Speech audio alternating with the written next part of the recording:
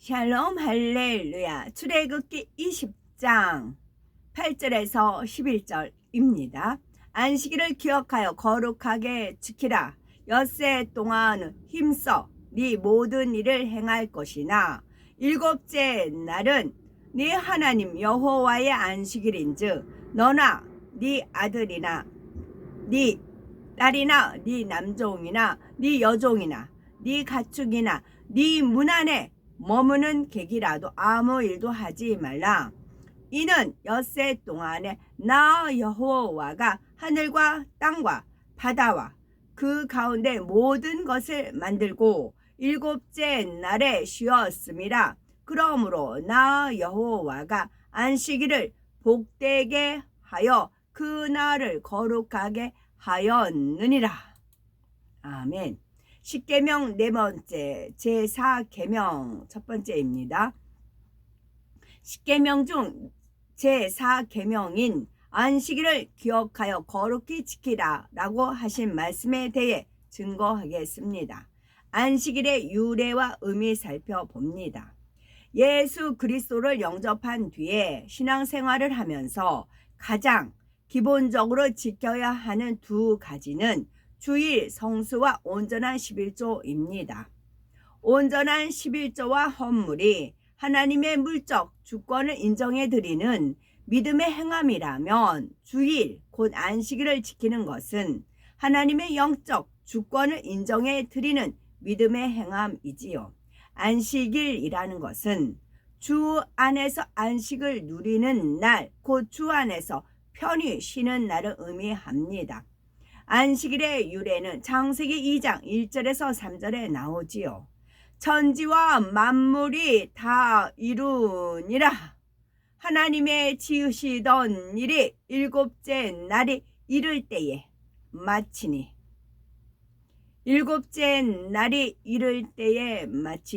그 지으시던 일이 다함으로 일곱째 날에 안식하시니라. 하나님이 일곱째 날을 복주사 거룩하게 하셨으니 이는 하나님이 그 창조하시며 만드시던 모든 일을 마치시고 이날에 안식하셨음이더라 말씀했지요. 이처럼 하나님께서 엿새 동안 만물을 창조하시고 7일째에 안식하셨으므로 이 날을 복주시고 거룩하게 하심으로 우리에게도 안식하게 하신 것입니다. 안식일을 지킨다는 것은 단지 일하지 않는 것만을 의미하지 않습니다. 그날 하루 세상 일에 마음을 두지 않고 마음을 온전히 하나님 앞에 드림으로 창조주 하나님의 주권을 인정해 드리는 행함이지요. 곧 안식일을 지킨다는 것은 우리가 하나님을 경외하는 하나님의 백성이라는 증거가 됩니다. 안식일을 지킨 하나님의 자녀들은 사고나 재앙에서 지킴을 받는데 그 이유가 바로 여기에 있습니다.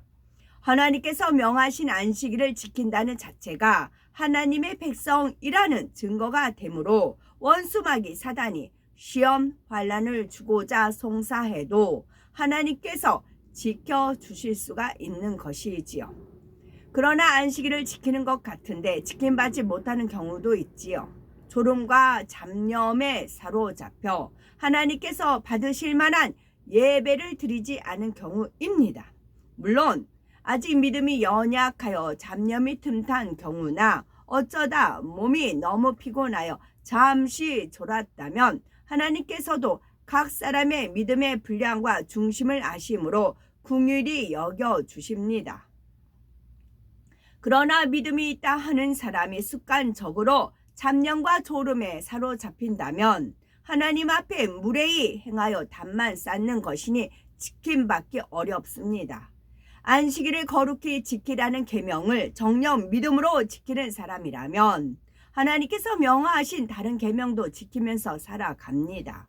그런데 만약 믿음의 3단계에 있어야 할 사람이 믿음의 1단계에나 있을 법한 육체의 일을 범했다면 그가 예배에 잘 참석했다 해도 이는 중심으로 안식일을 지키는 것이 아니라 행위적으로만 지키는 것이지요. 그러니 하나님께서 외면하시게 되고 사단의 송사를 받아도 지켜주실 수가 없는 것입니다. 안식일이 토요일에서 일요일로 바뀐 이유가 있지요. 구약시대의 안식일은 원래 토요일이었습니다.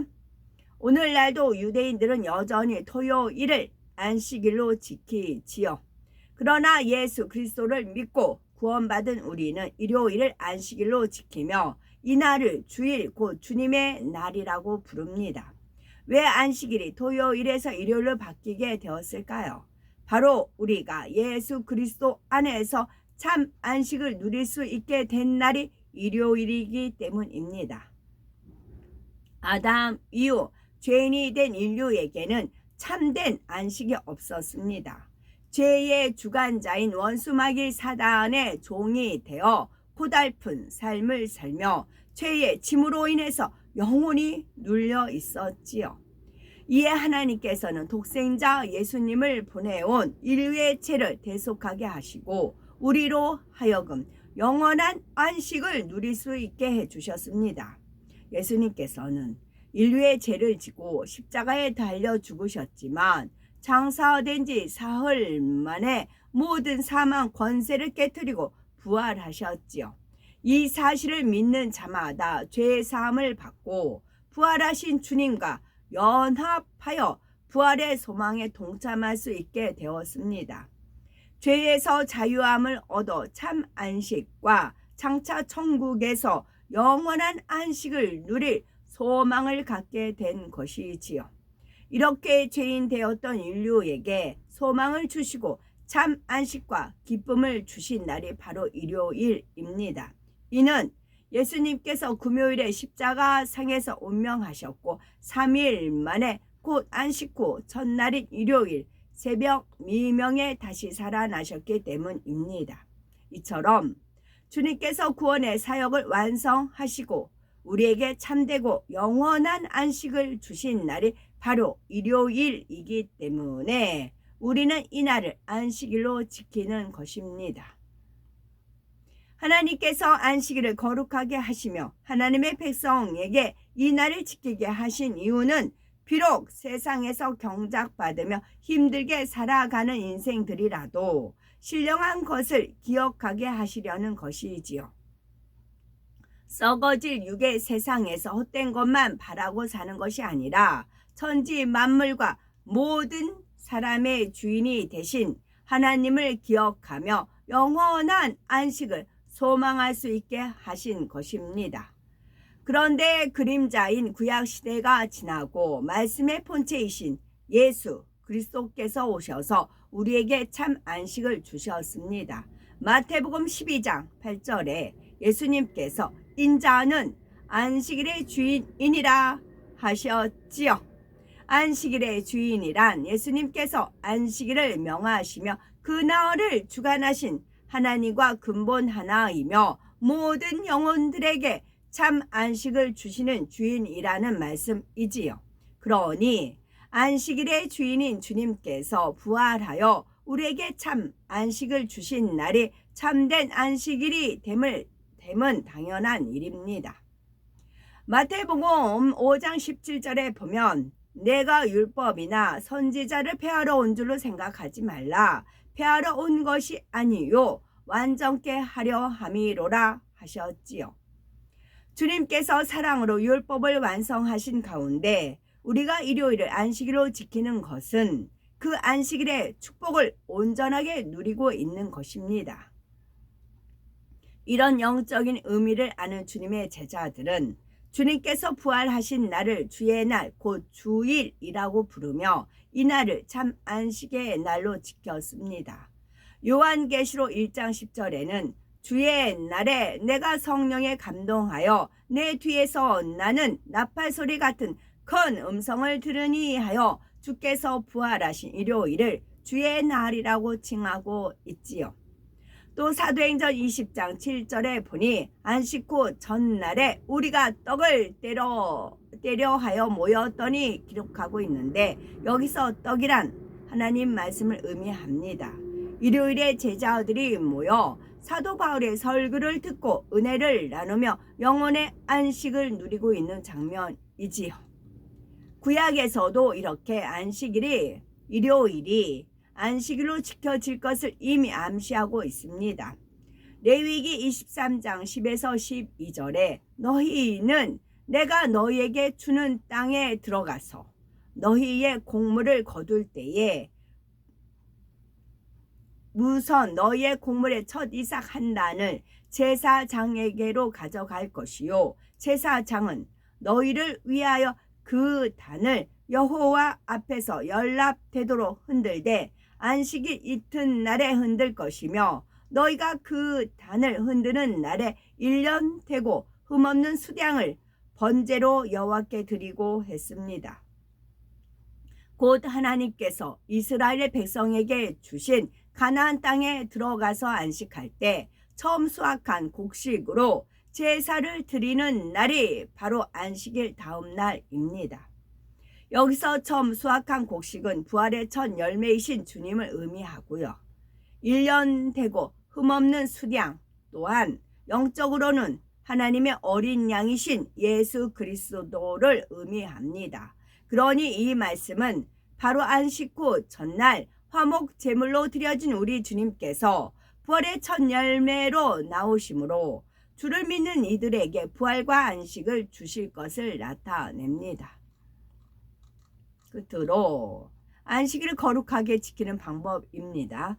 출애굽기 20장 9절에서 10절에 엿새 동안은 힘써 네 모든 일을 행할 것이나 제7일은 너희 하나님 여호와의 안식일인즉 너나 네 아들이나 네 딸이나 네 남종이나 네 여종이나 네 유축이나 네 문 안에 유하는 객이라도 아무 일도 하지 말라 했습니다.